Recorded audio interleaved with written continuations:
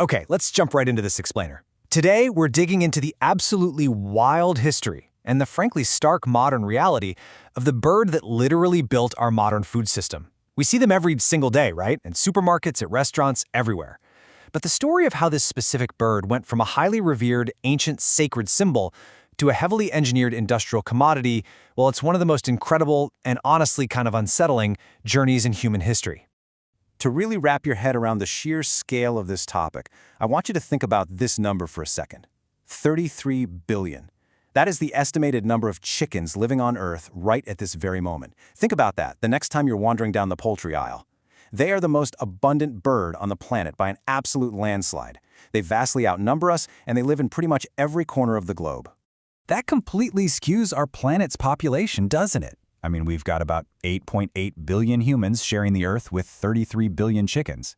But here's the crazy part. That 33 million is just a snapshot in time.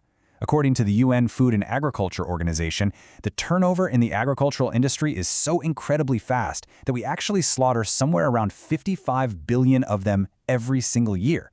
So how on earth did we get to this massive industrial scale? We've got to look backward.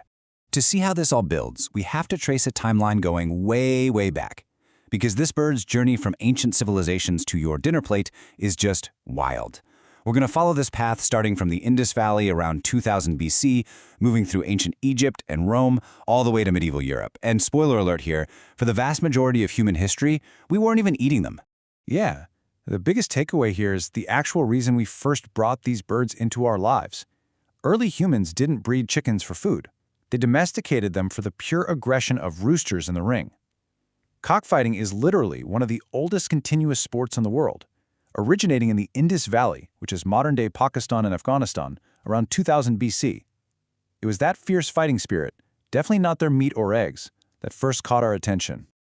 As they started spreading globally from there, chickens weren't looked at as dinner. They were divine beings. They were completely revered across entirely different ancient cultures. To the Zoroastrians, the rooster wasn't breakfast. It was this powerful symbol of light fighting against the darkness. In Norse mythology, they were tied to healing. Over in Japan, they were linked to the sun goddess Amaterasu. Even in early Christianity, Pope Nicholas I actually ordered the figure of a rooster to be placed on church weather vanes in the 9th century. They were genuinely sacred. And get this, they were even trusted military advisors. There's this famous, albeit totally disastrous, Roman military anecdote that perfectly captures how highly they were regarded. The Romans used sacred chickens as oracles before going into battle. If the chickens greedily ate their grain, boom, good omen. But before a huge naval battle against Carthage, a Roman general offered food to his sacred chickens, and they flat out